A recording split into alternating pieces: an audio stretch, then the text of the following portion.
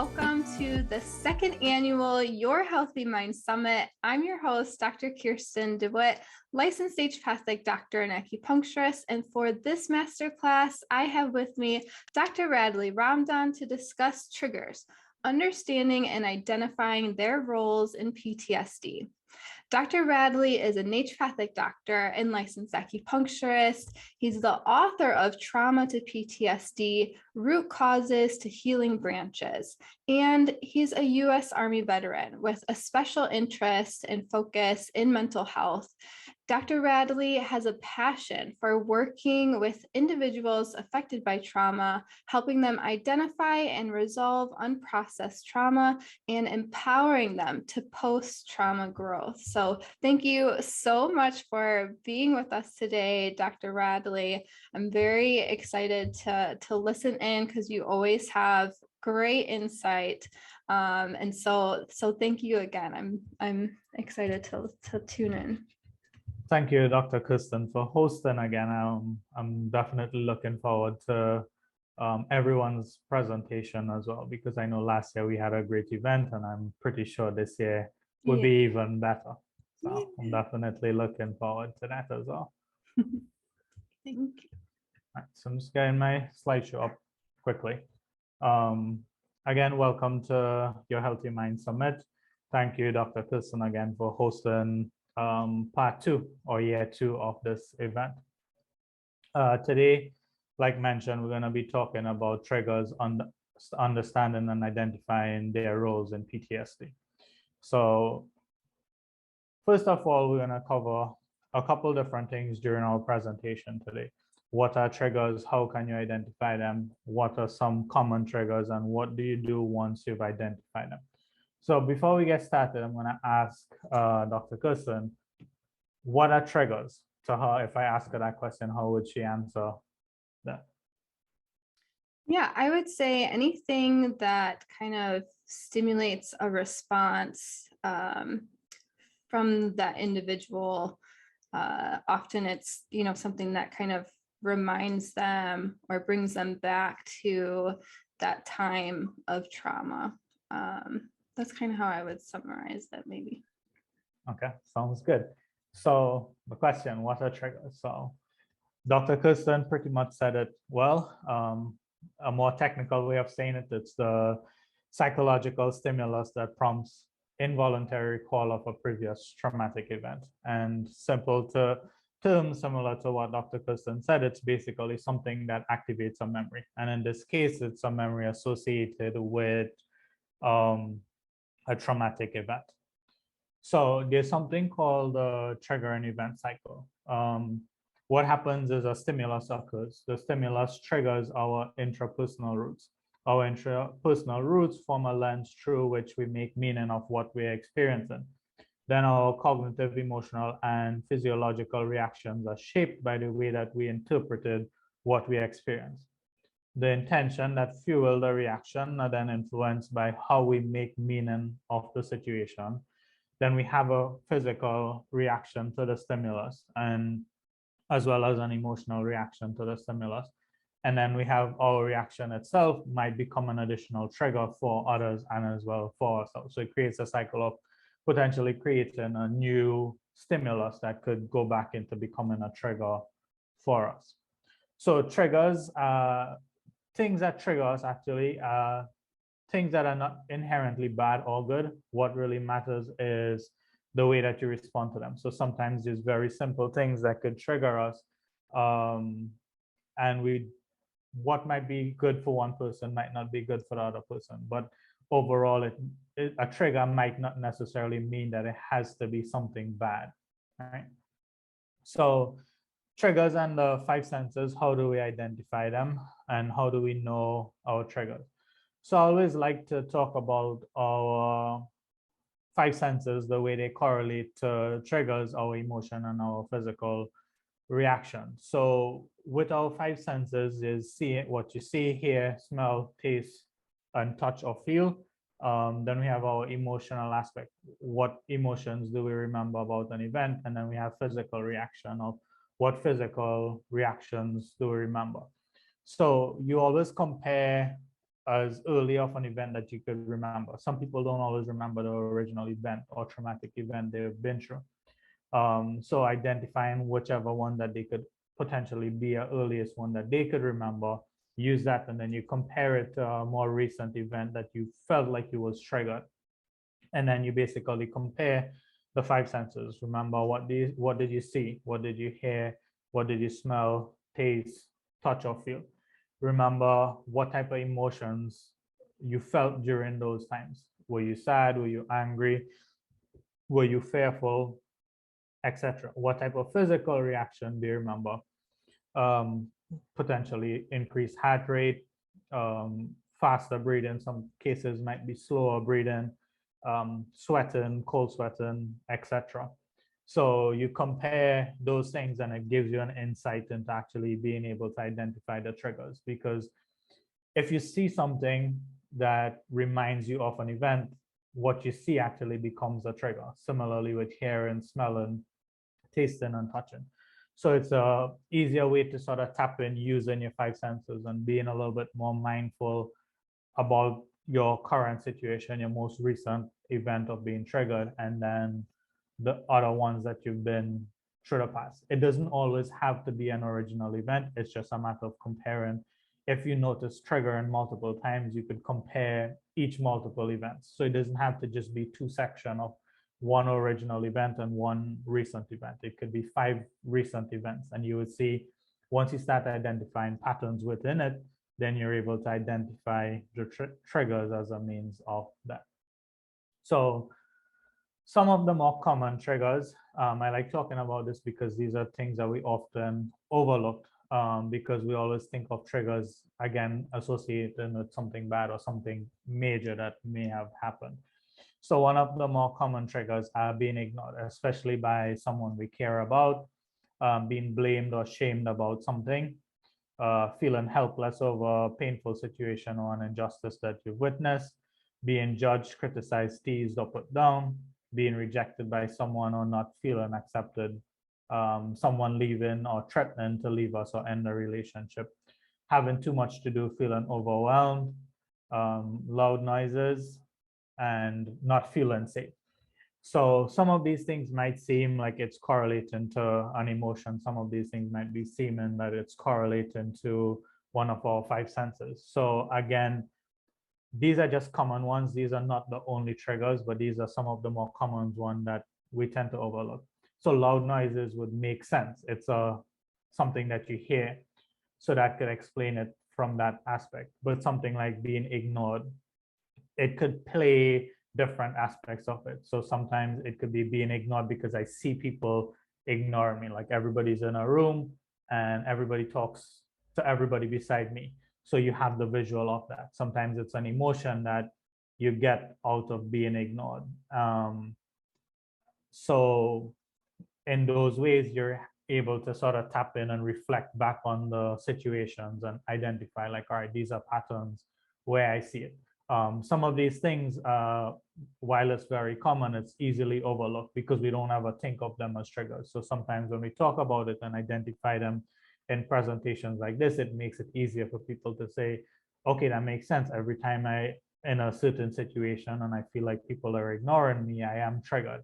I feel angry every time it happens, but anger is not necessarily the trigger. It's just the factor of feeling like you're being ignored or being ignored. So it plays part. It takes time to figure it out. It's not something that you just do one time and it's easy to figure out. Some people are lucky to be able to identify it very quickly. Some people might need to take things multiple times and redo it, be more mindful of the situation. Even within triggers, there are multiple triggers. You don't have to be only triggered by one specific event. Triggers could be either something physical or something more internal. So you have to understand that there's different dimensions to triggers as well. And it would take a lot of time to go into every potential triggers that there are. But sometimes just identifying some of the more common things and again, just reflecting back on it, the events, past events, and comparing them, you could see where you identify patterns and then you have that opportunity to identify what is your trigger. So we've been able to identify our triggers. So what now? You could make a judgment on how you feel about the triggers, and you could put your foot down, put the hammer down, and say, you know what, I'm going to do something to change the way that I feel about that trigger. You could use time as a healing mechanism. Say that experience and exposure to that specific trigger could help you potentially reduce the effects of it, because sometimes being exposed to the same trigger and over and over could allow you to develop some type of resistance to it. With that, it's something that you have to be cautious about, because you have to have some type of boundary that you would set for yourself as a protective mechanism, because you don't want to get triggered and get stuck in fight or flight. So you have to find ways to break out of being in fight or flight. So another thing I like talking about is something called crisis plan. I know in the last summit, we talked a little bit about it as well. But again, because we're talking about triggers, I always feel like with triggers, having a crisis plan could potentially be very significant in helping you deal with the triggers as they come up. So we've been able to identify the triggers. So on this page here in the crisis plan, it has a section that says my triggers. So you list the different triggers that you've identified from doing the exercise before. Then you write like your reaction to your triggers. Is it an emotional reaction or physical reaction? You make note of it. Do you notice like, all right, every time I hear loud sounds, I feel like my heart's racing. I start going leaning more to the emotion of fear. So you make a note of those things in there as to my reaction to my triggers. And then you identify the next section is, how can I distract myself? So these are simple techniques that you could use. If it's, for example, something that is triggered by watching a movie, you could be like, all right, maybe pause the movie, maybe get up, maybe look away, something that allows you to distract yourself within that specific time. Sometimes it might be squeezing your hand or holding your breath and just take a deep breath in and out. But it's something that you could utilize within an instant to kind of help ground yourself, but take your mind away from whatever that specific trigger is or stimulus is. And then the next section is what helps me feel relaxed. So some of the things that you could use as distraction techniques are things that you could use to help you feel relaxed, but it's not necessarily that it has to be the same. So some of the things that you could use to feel relaxed is breathing exercises. Sometimes with the section of feeling relaxed, it doesn't have to be something that you do in that exact specific moment. So the distraction is something you would do in that specific moment to get you out of being stuck in fight or flight. Feeling relaxed is something that you can do both in that moment or even afterwards. So this is where you could say like, all right, I feel more relaxed when I listen to music. I like art, I like writing, so I utilize those types of things to do it. When I talk to certain friends or family members, I feel more relaxed. So those are things that you could put into that section to help you feel relaxed. The next section is life goals or plans. ST, MT, and LT just basically means short-term, medium-term, and long-term goals. So short-term goals would be, for the sake of the crisis plan, something that you want to do within a year. Medium-term goal would be anywhere between 2 years to 5 years, and then long-term would be 10 years and beyond. So the reason for including things like these is because if we set goals for ourselves, it's always there in our subconscious, even when we're not thinking about it. And then there's always things that could remind us of our goals. So by having your goals listed here, one you do is you put it into your subconscious that these are things that I like, or these are plans that I have for the future. The goal of having these things in this crisis plan is you share a crisis plan with other people, especially the section that says, who can I reach out to in emergency? Those are the people that you definitely want to share this crisis plan with. So the idea is within your subconscious, these goals are stored. If a friend or a family member knows these things, you could use that as a distraction technique. So say, for example, you're triggered and you call a friend or you call a family member, they could start talking about, all right, remember you were planning to go on this vacation or take a trip to Europe. So you start talking about that. And because it is in your subconscious that this is one of your plans, it's easier for you to tap into that, even though you're in fight or flight, but because it's already in your subconscious, it allows you to sort of tap into that. And it acts actually as a distraction technique to help you feel more grounded and centered. And then as you start talking about these things and you start feeling more centered and you break away from fight or flight, then you could potentially be reducing the effect of your trigger. Right? So that's the reason why you want to include the goals. How can I keep myself and my space safe? This really depends on your trigger and your environment. So sometimes triggers might be people in your life. So being able to identify like, okay, how can I keep myself and my space safe? You know that, okay, if I'm around a certain person, keep someone else there with me, or call someone or tell someone, message someone and say, listen, this person who usually triggers me is there at the same event or something like that. If it's things like certain sounds, trying to minimize exposure to it, not necessarily avoiding it, but trying to minimize constant exposure to it can potentially be something that you would want to include in that section as well. And then, like I mentioned, who can I reach out to in an emergency? These are things like friends, family members, co-workers based off of the job that you're doing.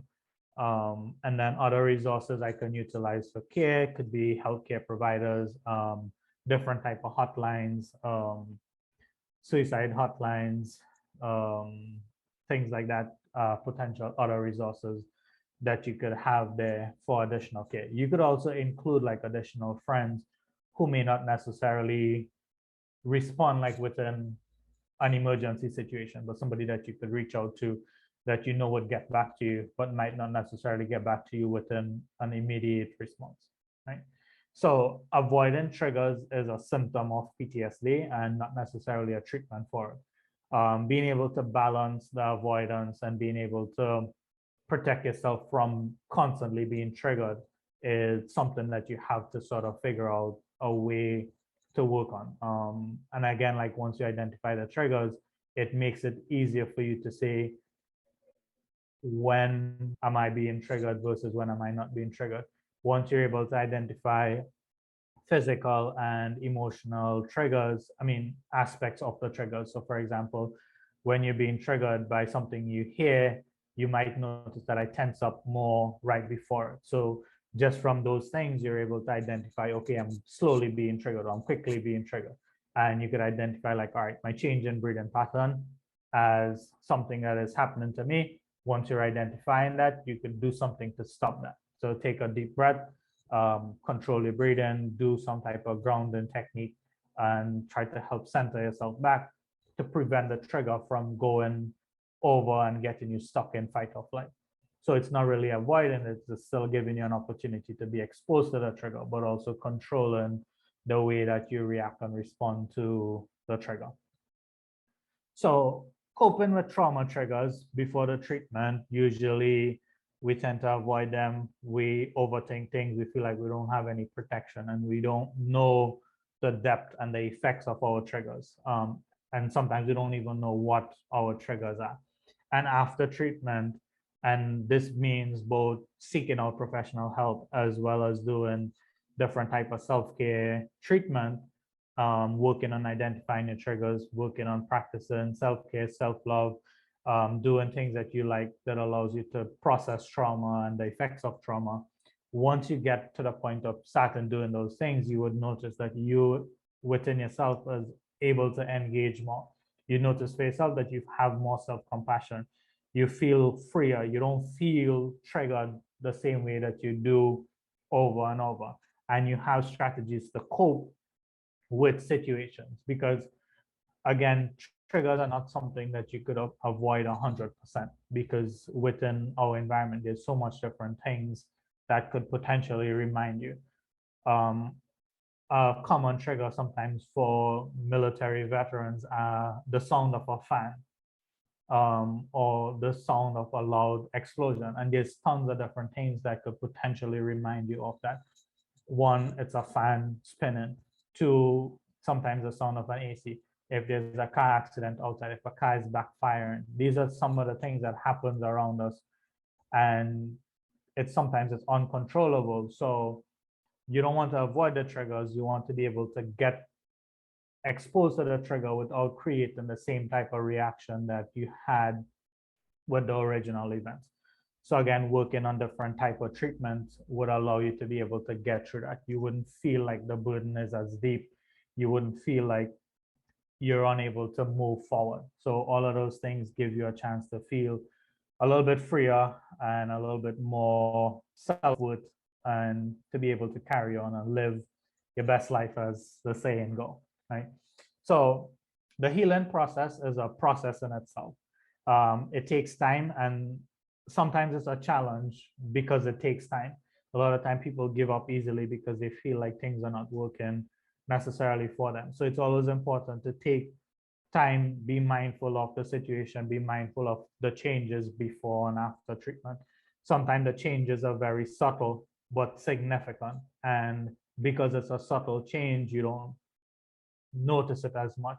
You might notice, for example, being exposed to certain sounds or seeing certain things would not be triggering you as much. You wouldn't feel angry. You might still feel angry, but you might feel angry and be able to get over it faster. And sometimes within the healing process, we feel like we should automatically not have that anger or not have that sadness or fear by a specific trigger.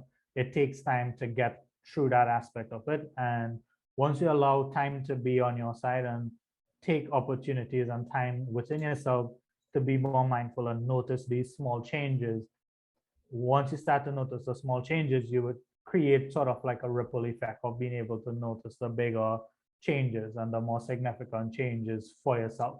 So just like the picture shows here with the flowers blooming in a place without anything else, it's the same thing when it comes to healing, especially from trauma. Sometimes we have to be in that situation where everything else around us doesn't feel normal or doesn't feel like we fit right in. But within the healing process, you have to go through that phase. You have to feel like that new growth. And sometimes it's just outgrowing yourself or outgrowing the environment that you're in. So the healing process in itself sometimes feels like it's a traumatic thing, but it's just once you get through it, things on it, the other side will always be better because you've given yourself the opportunity to identify those things and see it and appreciate it as you go along. So with that being said, I want to say thank you again, Dr. Kirsten, for hosting this event, your Healthy Mind Summit. And again, I'm very thankful for being part of this event today. So these are some of my contact information. My email address is universal3hc@gmail.com. Both Facebook and Instagram, my pages are Universal 3 Health Clinic. On YouTube, you could search for Dr. Radley Ramdhan and you'd find my channel there. And I have two websites, one for my book, www.trauma2ptsd.com, and two, it's my clinic website or my personal website, www.drradleyramdhan.com. So again, these are my contact information. So thank you again, Dr. Kirsten, for having me here today. Yeah, thank you so much. That was very, very helpful. And just so you all know, in his book, he gives exercises and worksheets. It's all provided in his book. So I would highly recommend getting yourself a copy. So then you can have this resource, whether it's for yourself, for a family member. You know, so many of us know someone who has gone through a traumatic event and who is dealing with PTSD. And so this is a great resource to have available. And also so that you can better understand if, you know, maybe it's not something that you have gone through yourself, but gaining that awareness and that understanding so then you can better support those who have, you know, again, whether it's family or friends or coworkers, it's just really helpful to have that understanding and awareness and that resource. So again, thank you so much for creating that resource for us, but also for sharing your time with us to help educate us on, what we can do, when we are in that triggered state. Because I think so many of us, even if we've had maybe an experience that is on the smaller spectrum of trauma, we can still be in these triggering states. Something reminds us of childhood, or of something in school, right? Like being bullied in school. There's these things that so many of us experience that we can still experience the triggers. And so just knowing how to kind of navigate those as they come up is really helpful. So thank you again so much. And just one more time, where can people get a hold of your book? So www.trauma2ptsd.com. Once you go to that link, it will give you an access to either order the ebook, or you get the opportunity to order the hard copy of the book. Wonderful. And how can people work with you? My email is one way that you could reach me. So universal380@gmail.com. Facebook or Instagram, it's a way to contact me. Usually Instagram's easier. Facebook, for whatever reason, notifications doesn't always come as quickly with the messages on my Facebook page. So Instagram messaging is usually easier than Facebook. I do check it, the Facebook one, once in a while. So sometimes it might be a little bit of a delayed reaction to find me there. But those are typically either through email or Instagram, are kind of like the better means to message me. Wonderful. Thank you so much. And be sure to tune in for when we do our live Q&A with Dr. Radley, and then you can bring your questions there and we'll have a discussion about this talk. So thank you again so much, Dr. Radley. No problem. Thank you very much for hosting this, Dr. Kristen.